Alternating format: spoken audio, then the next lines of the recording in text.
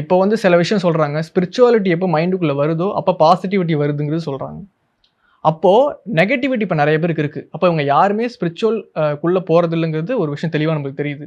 இப்போ இதுலேருந்து எப்படி வெளில வரலாம்? இல்ல நெகட்டிவிட்டிய மைண்ட்லேருந்து எடுக்கிறது வந்து ஸ்பிரிச்சுவலால மட்டும் தான் முடியுமா? ஸ்பிரிச்சுவல் கொண்டு வராதனால நெகட்டிவிட்டி தாட்ஸ் வருது. அப்படி இல்ல. அது வந்து இந்த சமுதாய அழுத்தத்தினால நெறைய பேத்துக்கு நெகட்டிவிட்டியா லைஃப் மாறிடுது, மாத்திக்கிறாங்க. முதல்ல வந்து நம்ம என்ன புரிஞ்சுக்கணும் அப்படின்னா, ஸ்பிரிச்சுவல் வேற, வாழ்ற லைஃப் வேற அப்படிங்கிறது கிடையாது. ஒவ்வொரு மூவ்மெண்ட்லயும், ஒவ்வொரு விஷயத்திலும் சாப்பிடுறதுல முதற்கொண்டு ஸ்பிரிச்சுவல் இருக்கு. காலையில எந்திரிக்கிறீங்க, எப்படி எந்திரிக்கணும்? எந்த சைடு திரும்பி படுத்து எந்திரிக்கணும்? ஃபர்ஸ்ட் வந்து கீழ படுக்கணுமா? இல்ல பெட்ல படுக்கணுமா? குளிக்கிறது எப்படி? பல்லு விளக்குறது எப்படி? எல்லாத்துலயுமே ஸ்பிரிச்சுவாலிட்டி இருக்கு. கீழ உட்கார்ந்து சாப்பிடணும். ஏன் வந்து மடக்கி கால சம்மணம் போட்டு ஏன் உட்கார்ந்து சாப்பிடணும்? இது எல்லாமே நமக்கு வந்து இந்த தர்மத்துல சொல்லிக் குடுத்துட்டு போயிருக்காங்க. இது தர்மம், ஏதோ சனாதன தர்மம் அப்படி இப்படின்னு சொன்னா ஏதோ வந்து வேற மாரி பார்க்க ஆரம்பிச்சுட்டாங்க சமுதாயத்துல. அப்படிலாம் கிடையாது. இந்த உடலுக்கு என்ன தேவையோ அதுதான் சனாதன தர்மம் அப்படிங்கிறது. அப்ப சனாதன தர்மத்த எல்லாருமே கடைபிடிக்கணும்னு சொல்றீங்களா? சனாதன தர்மத்தை கடைபிடிக்கணுமா கடைபிடிக்க கூடாதா அப்படி இல்ல. இந்த பாடிக்கு என்ன தேவை அதை நீங்க கடைபிடிக்கணும். அதுதான் அது. அப்போ இப்போ ஒரு கார் ஒண்ணு இருக்குதுன்னு வச்சுக்கோங்க. பெட்ரோல் கார் இருக்குது. அதுக்கு டீசல் போட்டா ஓடாது. அப்ப நம்ம என்ன பண்றோம்? பெட்ரோல் தான் ஓடும். பெட்ரோல்ல மட்டும் தான் அடிக்கிறோம். ஆனா இந்த வாகன நீ எது கொடுத்தாலும் தாங்குதுங்கும் போது நீ ஏதோ ஒண்ணு கொடுத்துக்கிற. இப்ப நீ இததான் கொடுக்கணும்னு ரூல்ஸ் போட்டு வச்சிருந்தா நீ கொடுப்பியா?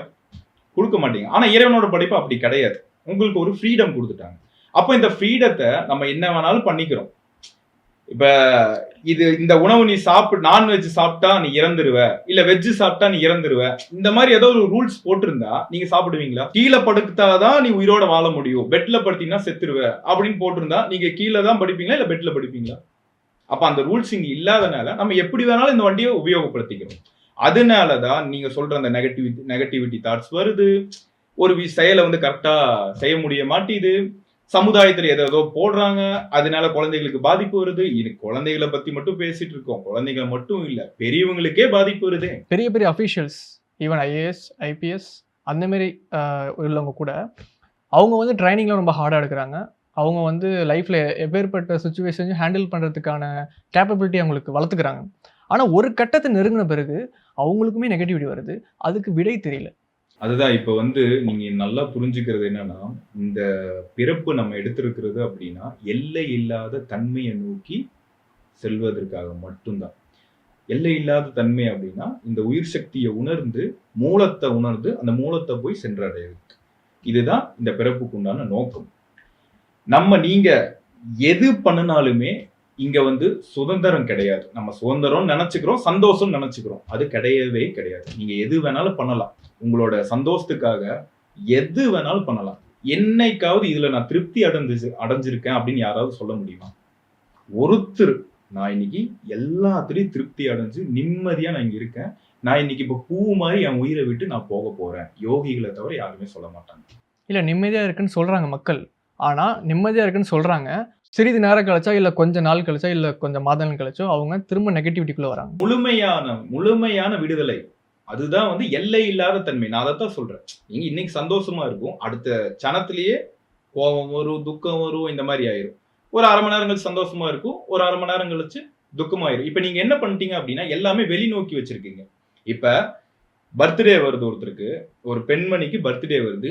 இந்த பர்த்டேக்கு வந்து எனக்கு யாரோ ஒருத்தர் கிஃப்ட் பண்ணா நான் சந்தோஷமா இருப்பேன் அப்படின்னு ஒரு கட்டமைப்பு போட்டு வச்சிட்டீங்க. அப்போ வந்து அந்த எதிர்பார்ப்பு இருக்கு. அப்ப யாரோ ஒருத்தர் வந்து உங்களை கிஃப்ட் பண்ணி உங்களை வெளியில கூட்டிட்டு போனா அன்னைக்கு நாள் நல்லா இருக்கு, நான் சந்தோஷமா இருக்கேன் நீங்க நினைச்சுக்கிறீங்க. பர்த்டேக்கு விஷே பண்ணல, உங்களை கண்டுக்கவே இல்லை. அன்னைக்கு அந்த நரகம் ஆக்கிடுறீங்க உங்க வாழ்க்கையை. அப்படி இருக்கும்போது நீங்க வெளிநோக்கி இருக்கீங்க, வெளிநோக்கி எதிர்பார்க்கிறீங்க. நான் என்ன சொல்றேன் அப்படின்னா எல்லை இல்லாத தன்மை போறதுதான் நம்ம உயிருக்கு உண்டான நோக்கம். அப்போ வெளியில எதுவுமே இல்லை, உள்நோக்கி பாரு. உள்ள போக போக போக போக உண்மை என்னன்னு புரியும். இந்த உயிர் சக்தி வந்து எல்லை இல்லாத தன்மையை நோக்கி போகும். அப்ப நிரந்தரமான சந்தோஷம், ஆனந்தம் எதுவோ அதை நோக்கி போயிடும்.